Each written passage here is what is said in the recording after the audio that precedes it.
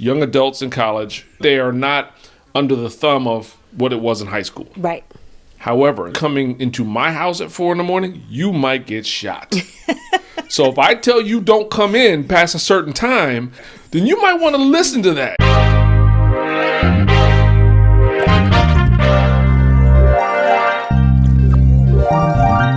This is a post in one of the parents groups that I belong to that really caught my eye so much that I screenshotted it because I wanted to read it to you live. It says, my niece moved in with us to attend college. A significant portion of her tuition is paid through scholarships, but we pay about $7,000 per semester. Some of the friends she knows live on campus, but she lives with us and commutes Monday through Thursday. We paid for her car and her insurance. Recently, she's been coming in late on the weekends between 3 and 4 a.m., although we've set a curfew of 2:30 a.m. She texts saying she's going to be late. This morning, when I stayed up and waited for her to come home, she said she's not used to curfews because her mom and grandma never gave her one. We live in San Antonio, Texas, which is completely different than South Carolina, which is where I assume she's from. Mm-hmm. Are we being unreasonable because she happens to live with us? What time do you expect your college kids to be in? This question can be answered by parents whose children live at home and live away.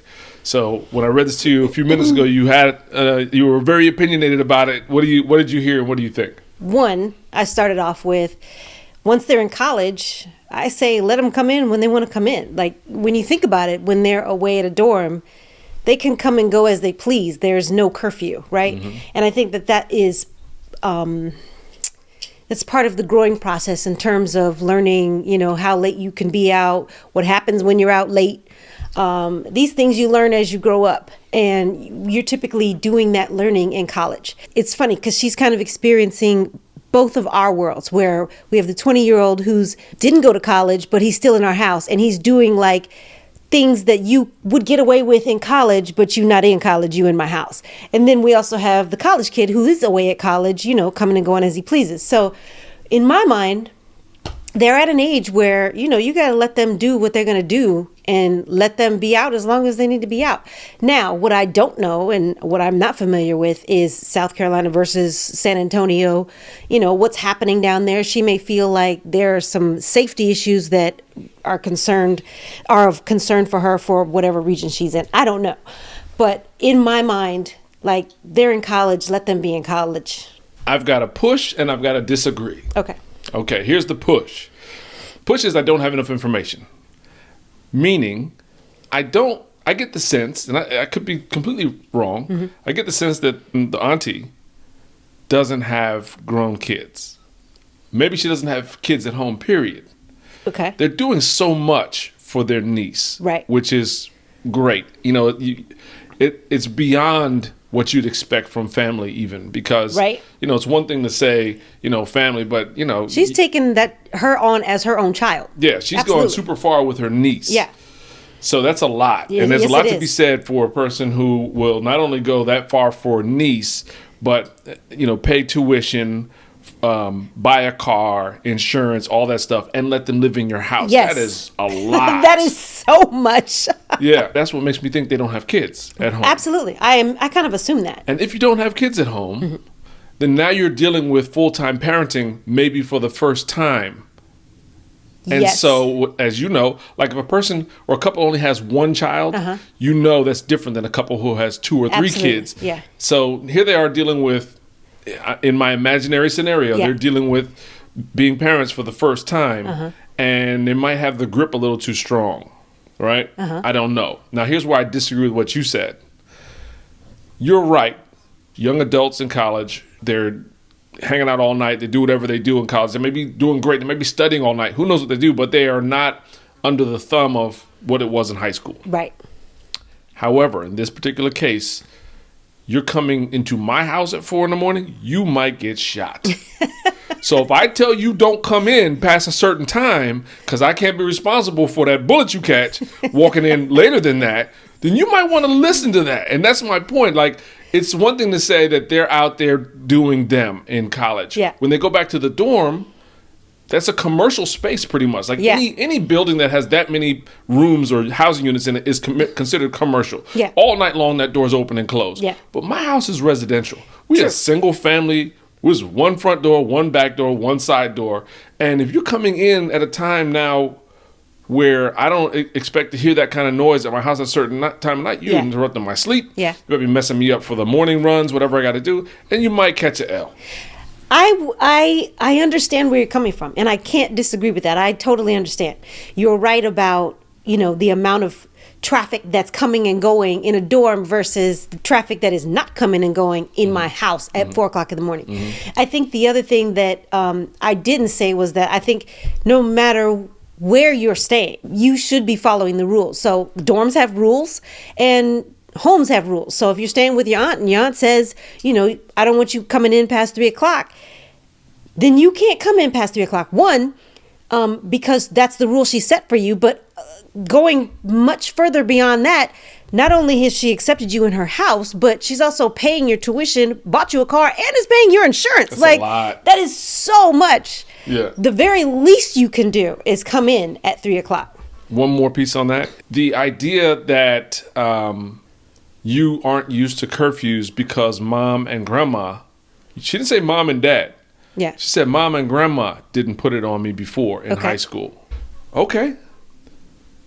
You don't live there anymore. Right. You live here now. Right. And maybe the reason that you are as great as you are is because of them. And maybe the reason that you can grow a little further is because of what I'm putting on you. Right.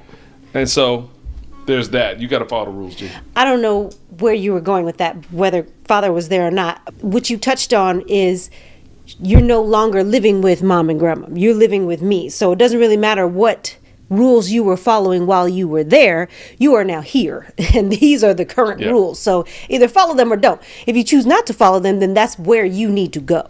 Well, I agree. And if you don't follow what I was saying regarding dad, father in the house, because just making the note that she said mom and grandma, I'm always going to advocate and herald black dads and what we do and the energy that we bring in the situation. Yeah. In many cases, not all cases, but in many cases, we happen to be kind of the harder parent, and then there's the softer kind of, and both of those are leadership positions, hard lead and soft lead, and it might even vary with gender based of the on child. gender. Right.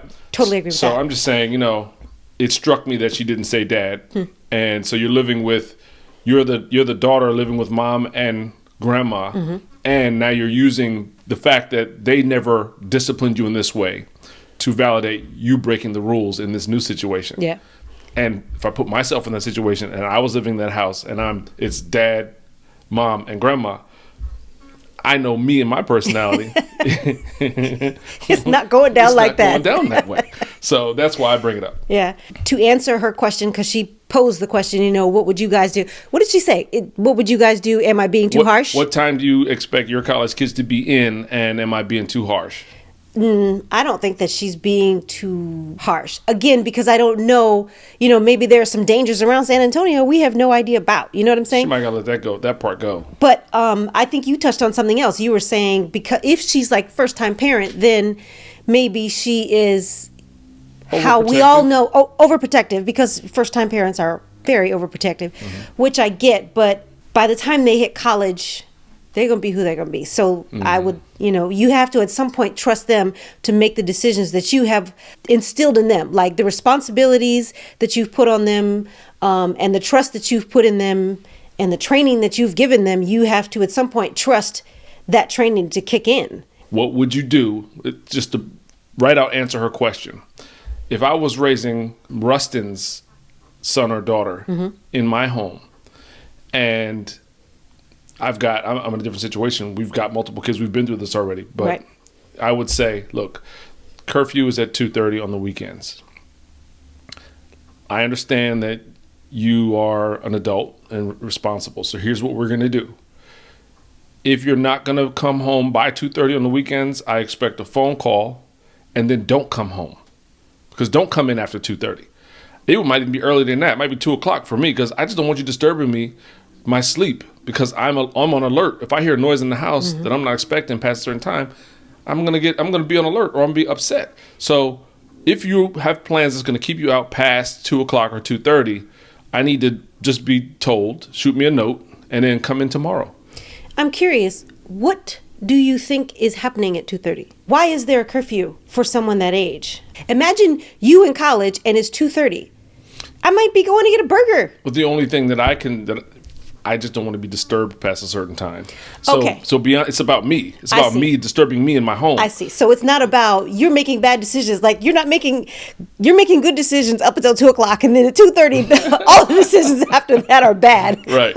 Right. It's not that. It's not that you don't trust the person. You're saying I don't want to be disturbed after that time. It has nothing to do with you. Correct. I see. That's my Okay, point. Okay. That makes sense. So what's your I'm still at, do you just make good decisions? However, I can kind of understand if she's waking me up when she comes in the house, then yeah, we got to put a cap on that. Absolutely. Yeah. So I guess it just depends. Like you said, we don't have enough information. Yeah. Yeah.